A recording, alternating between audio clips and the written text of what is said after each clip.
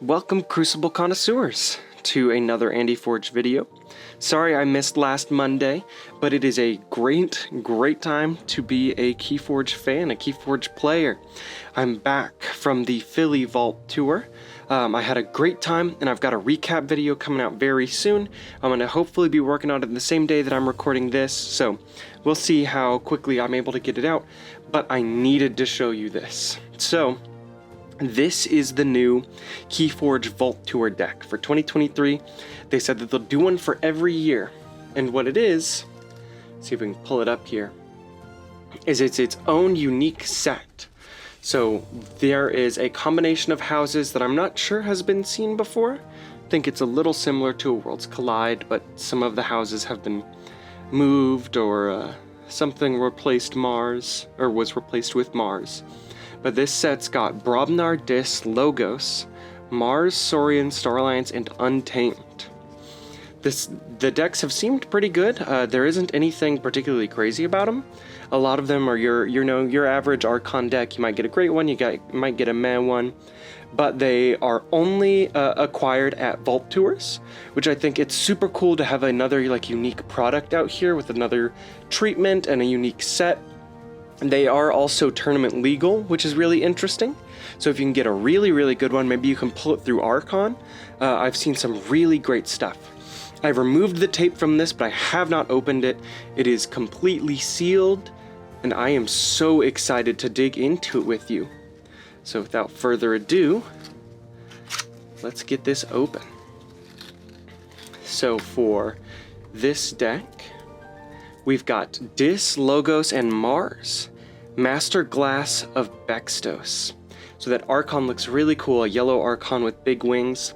Another thing that I noticed about the names is that they all had some variation of Master or Vault or both. So there are some Masters of the Vault or Master Vault something, or just, Master Glass of Bextos, or possibly like a Glass of Bextos' Vault or something like that is out there. You'll also notice it's got a unique treatment here. There's a disc with the Vault 23 image on it. So give me one moment. I'm going to dig through this and be right back for a card reveal. Or I'm not going to dig through it, I'll open it up. Here we are again with the deck. I'm going to go ahead and set the deck list aside. I'm super pumped to see what's in this. A friend of mine actually got a really good one with double monument to Shrix and Quixelstone. It's 3 phase shifts and an Eddy 4x4. So if you guys want to see a review of that deck, I'll see if I can't get a hold of it, see if my friend's okay with me doing a review of it. But there's not a bad card in it, so I'm hoping I can get something real fun here and see what kind of sets we can break into. Oh, interesting. Oh, it's just a quick guide for basically everything. A quick reference sheet. These are typically on the back of tokens or on the back of the Tide card, but it looks like it's just front to back, full of possible information. Nice. Okay, so we're starting here in Mars. We've got Zizix the Many, a 3-power creature with After Fight, After Reap. You may reveal a creature from your hand. If you do, archive it and give Zizix the Many 3+1 power counters. Great to be able to archive as well as just build up the power of the creature. Mother Gun action, reveal any number of Mars cards from your hand. Deal damage to a creature equal to the number of Mars cards. Revealed this way. Great creature control and an artifact. Mars needs Amber. It's an action with an Amber Pip. Play, each damaged enemy non-Mars creature captures 1 Amber from its own side. A classic, very powerful Amber control. Mars First. It's an action with an Amber Pip. Play, ready, and use a friendly Mars creature. Very good. Ooh, and then we've got Kaboom. This is from Woe. It's an action with play. Put each Mars creature into its owner's archives. Destroy each creature, and then gain 3 chains. Glixel Proliferator, 3-power creature with After Reap. If Glixel Proliferator is on a flank, archive a Mars card from your discard pile. We've got Collector Worm, a classic here. Really love this creature. 2-power, 5 armor. After fight, put the creature Collector Worm fights into your archives. Both creatures must survive the fight. If that creature leaves your archives, put it in its owner's hand instead. 2 of those. Zizok, a 3-power creature with Skirmish and Splash 1. After an enemy creature is destroyed by Zizok's splash attack, ready Zizok. Blipip, a 2-power creature with After Reap. The next Mars creature you play this turn enters play ready. A lot of ready effects. Martians make bad allies. It's an action with play, reveal your hand. Purge each revealed non-Mars creature and gain 1 amber for each card purged this way. An interesting way to thin out a deck if there's any creatures you don't particularly want to cycle or see again.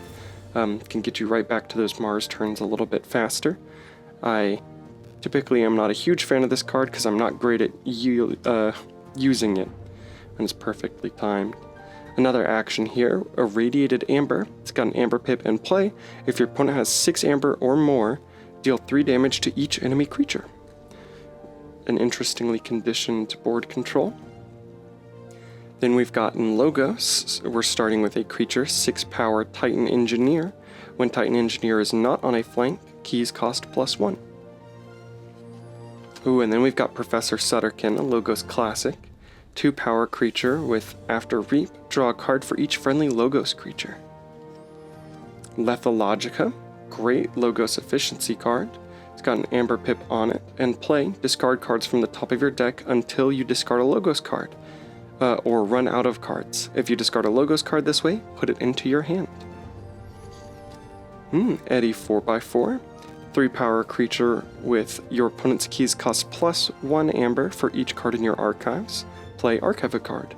This is fantastic with our Mars stuff. We had a lot of different archiving going on, even just with Collector Worm. We can hold up their creatures while also increasing their key cost. Bat Drone is a 2-power creature with Skirmish and after fight steal 1 amber. 2 Bat Drones. Ooh, Rocket Boots. This creature gains after fight after reap. If this is the first time this creature has been used this turn, ready it. Fantastic, especially for Bat Drone. If we can fight twice, get 2 steals off, do 4 damage. Mini Group Think Tank, 3-power, 2 armor. With play after fight after reap, deal 8 damage to a creature that shares a house with 2 of its neighbors. Not bad, 8 damage is pretty big. Memory Chip, some more archiving to help out Eddie. After you choose Logos as your active house, archive a card. Interestingly enough, something to remember with Memory Chip is that it is before you would pick up your archives. So when you pick Logos, you would archive a card, and then if you want to pick up your archives that turn, you would pick up the card you just archived with everything. Can get you in a not necessarily a bind, but can be a little bit less efficient than you want it to sometimes. And then we've got Code Monkey here, 3-power creature with deploy and play. Archive each neighboring creature. If those creatures share a house, gain 2 amber. It's funny, we've got an archive-themed deck almost. Then we've got Skippy Timehawk, some great control here. 1-power mutant with play. Your opponent cannot use any cards during their next turn. Cards can still be played and discarded, just not used. Oh, and then we've got a Maverick here. Interesting. 5-power creature with After Reap. If an enemy creature was destroyed this turn, gain 1 amber. Great with the Bat Drones. The kind of snowy environment that Foozle has found herself in yields well to the Logos kind of border and stuff. That looks great. Oh, that's so cool. Okay. We're going into Dis here. We've got Yerk, 4-power creature with play. Discard a card from your hand. Some decent efficiency from that. Got Toxin, 3-power creature with After Reap. Your opponent discards a random card from their hand. Ooh, and then Snarette, 4-power creature with at the end of your turn, capture 1 amber. Action, move each amber from Snarette to the common supply. Double Snarette. Then we've got Gub, 1-power creature with while Gub is not on a flank, it gets +5 power and gains taunt. Dust Imp, 2-power creature with destroyed, gain 2 amber. 2 of those. Buzzle, 3-power creature with skirmish. Play after fight, you may purge one of Buzzle's neighbors. If you do, ready Buzzle. And we've got Snudge, 4-power creature with after fight after reap.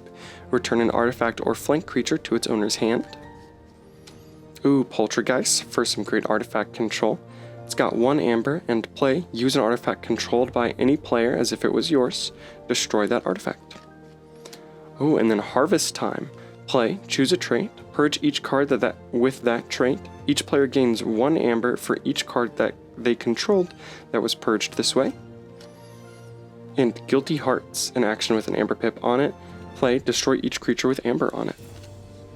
Okay, this deck synergized with itself in a really unique way, a way that I haven't really seen before, I don't think. So we've got a lot of ways to self-purge, to kind of clean up our own deck with like Puzzle, Martians Makes Bad Allies, there was something else, a Harvest Time just then. But then we also have a lot of ways to archive to help Eddie and to help with our efficiency, so we're not purging what we don't want to purge. We don't have any Capture or Exalting that I remember, so Guilty Hearts is actually great. At the very least, it's just an amber pip for us, unless they did something like Fresh Marks, and then we'll have to think about it a little bit more, but it seems like a really, really interesting deck. I love the way it feels. I would have to play it a bunch of times to see what cards get purged, what cards don't. And then we have a Maverick in our Master Vault deck, so that is super cool. Okay, I'm about to put this aside. What I'm gonna do is I'm gonna use the Decks of KeyForge theoretical deck function with like the Unchained tag to make this deck, and then we can look at the SAS number and stuff still. So give me a moment to kind of scan this in, take a look at that, and we'll see what we're working with. We're here now with the deck breakdown. So we have our usual piles. It looks like the Vault Tour decks, at least this one and the ones that I've seen, don't have token mechanics, so they don't have token or tide. They do have a mix of cards from, I think, most of the sets that we've had, but at least that had the houses within it. Even some WoW cards I am seeing, like Kaboom, but they don't have any token making cards, which is interesting. And I did want to say, I saw when I was going back through it, Guilty Hearts would hit my Snarets, so there is a little bit of anti-synergy there. But we've got our usual piles. This is Amber Control, Expected Amber, Artifact Control, and Creature Control. And then there is our SAS. We're looking at a 66 SAS. The -1 in meta is because of a very high lack in Amber Control. We have very specific Amber Control. It seems alright. The highest SAS pod is Logos, with all of its different efficiencies and aspects to it. Let's see here. And then here are our extras and counts. We have 6 Amber bonus, which obviously I'd like to have a bit more than that. That means if we play through our whole deck, we're only getting about 6 Amber from the bonus pips. Then we've got 9 action cards, which is really below average. 24 creatures, which is a lot above average. I had that feeling when we were going through it that there was way, not necessarily too many, but a lot of creatures in this deck. The average is about 18, it looks like, so we've got 6 more than that. We've got 2 artifacts, 1 upgrade, no board wipes, scaling amber, key cheats, token makers, and then an archiving. We have 6 targeted archiving. So we've got the Memory Chip, Code Monkey, Eddie, Glixel, and Zizix the Mini. We'll get those off the screen. And there is our Amber and Control. So we've got 2.7 in Amber Control. We've got 15 in Expected Amber, 3.8 in Artifact Control, and 13 in Creature Control. It's pretty well split out, except for the Amber Control. But the Amber Control, which we're about to dig into, is really interesting. So I think that possibly if we have that in mind, kind of what we're looking for, we can come out with some pretty good stuff. So let's dig in. So of course we have Titan Engineer, which would increase key cost. I think we'd probably want to be really careful about it. Since we only have about 15 expected amber, Titan Engineer is going to be someone that we want to be ready to kind of cover up when we need to forge.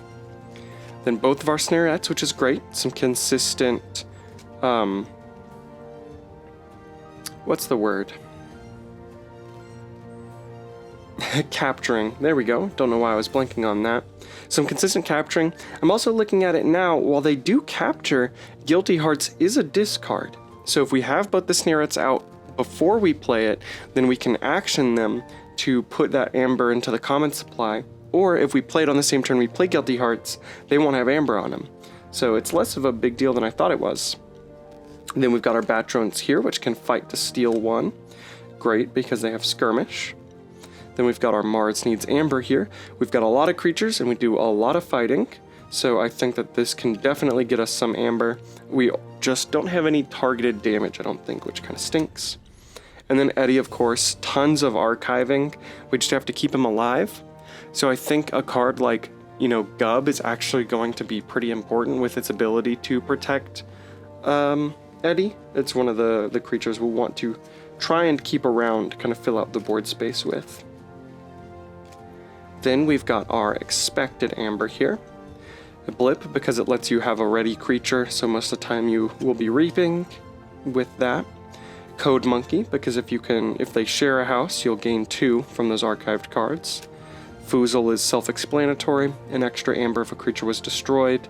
And I think we could do, with the bat drones, the mini group think tank, even just fighting with Titan Engineer. I think there's plenty of ways to kind of deal with creatures on a turn where we reap with Foozle. Then we've got Martians make bad allies because each card that's purged gives us 1 amber. Rocket Boots because it gives you an additional reap. Rocket Boots is probably also going to be attached on our Professor Sutterkin, which could go pretty big.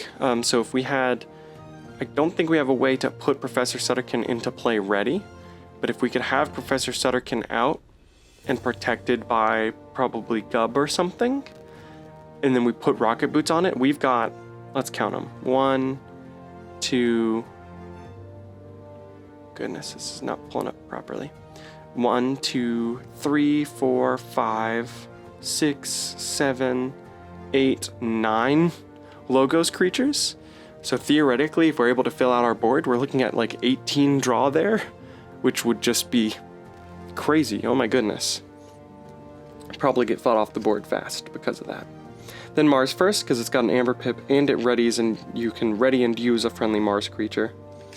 And then our Dust Imps for their destroyed effects, which I was looking for a way within our deck to destroy them. It doesn't look like there's anything in this that can do it, but if we're ready for a board wipe, then we can kaboom in Mars and it'll get rid of them to give us that amber, which would be a great follow-up to something like Mars needs amber or, Mother Gun or something like that to help us get that damage out there. Let's see, can Mother Gun target friendly creatures? I don't think so. Deal damage to a creature, so we could kill it with Mother Gun if we really needed that 2 amber. Set that aside. Then we've got our artifact control here. Goodness me.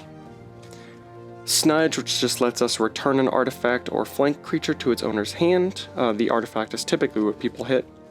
Poltergeist, just for the ability to use and destroy it. Again, I love Poltergeist. I feel like I've said it before, but Poltergeist doesn't have to use the artifact, so if it's something that doesn't have a use and it's just a passive effect, you can still destroy it. And then Harvest Time. Harvest Time could have gone in a couple of different places, creature control, amber gain, stuff like that, but I feel like it's best suited in artifact control, just because it's a straight up purge, and most artifacts will share certain traits like location or item or something like that, so I've seen it used for artifacts pretty often. Plus, if we are really at a point where we need to gain amber, we could hit one of our artifacts. Let's see. Mother Gun is a weapon, Memory Chip is an item.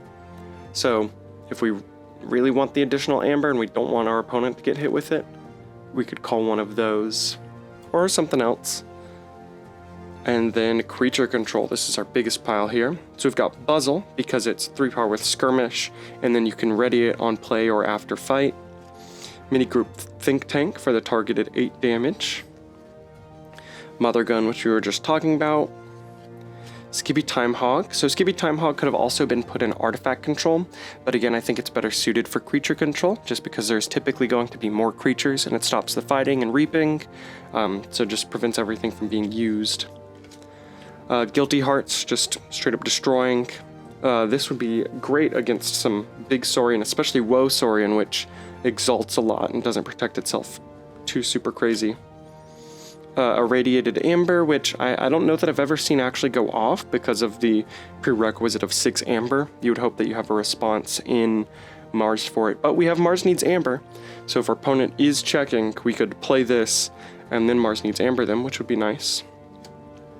Our collector worms for archiving the enemy creatures, great for our Eddie. Then Zizok, which can ready itself due to its splash attack, also has skirmish.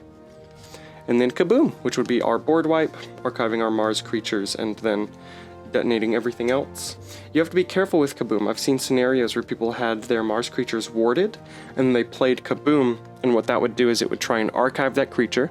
The creature's ward would get popped by the archive attempt, and then it would detonate the board, so it would end up killing that creature. Just an interesting effect that Kaboom can have. And so now we will have the speed and board up. So we have decent speed here. Of course, that's basically all from Logos. Yurk helped us a little bit. Kaboom held us back a little because of the chains. Oh, and Zizik the Mini is in here for its archiving. But it looks like it's mostly with Logica, Memory Chip, Professor Sutterkin, and Eddie. Our board is about average. I don't know how big or small the boards typically are. I feel like mine that I've seen vary anywhere from like 50 something to 100 something, so the collector worms are the biggest part of that. Then we have in our recursion, Code Monkey and Glixel Proliferator. Our creature protection is Gub and Skippy Timehog. Skippy Timehog is great, but it isn't like recurable. Skippy Timehog would probably get hit with our Code Monkey if we could. So, let's see. Maybe Minikroop Think Tank and Skippy Timehog because they're play effects. Or I can see scenarios where we would want to archive Eddie or Titan Engineer. Or Professor Sutterkin just to get it off the board so we can get our rocket boots. In our disruption, we have Snudge, Toxin, and Collector Worms. And the only thing in other is Poltergeist. So it seems really interesting. Certainly not overpowered by any means, but it's super awesome to see that they came up with this. I've loved all the Vault Tour decks that I've seen. Again, if you would be interested in that review of that really strong Vault Tour deck that my friend has, just let me know. I will ask them and see if we can't get it up here. If you want, of course. If not, I won't go grab it. But it seems super cool. I've got a Vault Tour recap video on its way. Just give me a little bit of time. Haven't made a video like this before, so I'm a little nervous. I want to give you guys the best content there is, but I know you're hankering for Vault Tour information for those of you who couldn't make it. And it's the first one back in years, so I'm super glad that I was able to go and meet so many of you. I had a absolute blast, and I can't wait for more. I don't think I'll be able to make it to any more this year, unless maybe I can work something out for Texas or Canada, but it's unlikely. That is if they announce one in Canada, of course. There isn't one currently announced. But thank you guys so much for watching, and remember, the most important part of KeyForge is the person sitting across the table. Have a great rest of your day.